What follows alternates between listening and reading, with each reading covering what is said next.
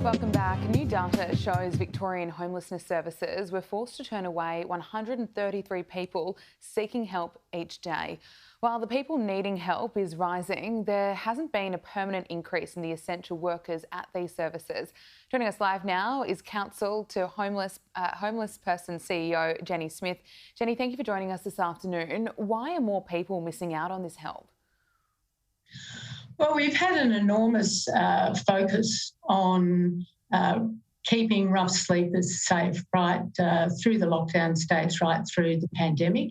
And in Victoria, we've had an enormous investment by the Victorian government in the medium to long-term future for more than 2,000 households to get the permanent housing and support that they need.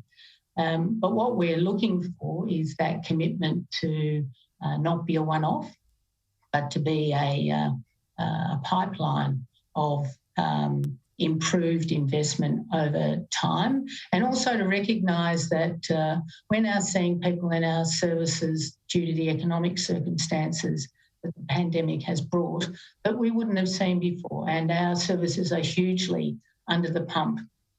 And there hasn't been in any investment in the, run-of-the-mill, everyday front door trying to help people who are presenting homeless. Sorry to cut you off there, Jenny. What is different about what you're seeing now as opposed to what you were experiencing 2 years ago in terms of the people who are coming through and their circumstances?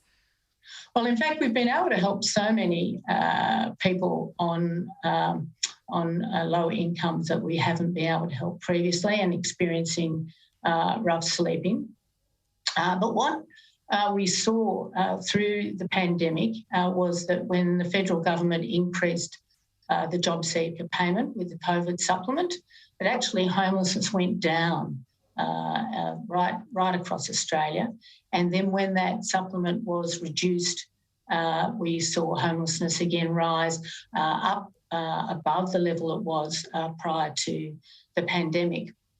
So what that means is that we're seeing people come to our services who've been in insecure work or whose businesses have not survived the tragedy of the pandemic, who'd never expected to be fronting a homelessness service looking for support. And that is an increased burden on our services. Our services are very happy to go the extra mile, but they're just looking for some additional support in terms of the day-to-day infrastructure. And that's what you want from the Victorian government? Is there anything else they should be doing? Oh, look, I think the Victorian government has been quite heroic in terms of its investment, and what we want to see is the services that they've put in place continued into the future and a pipeline of social housing. We've seen an incredible commitment of up to 12,000 properties over the next 4 years for Victorians who are vulnerable and on our lowest incomes. The Victorian government can't do it all on its own, and we do need to see the federal government step up to the plate and play its role in matching that investment and seeking to put that up to every state and territory government around the country and look for it to be matched.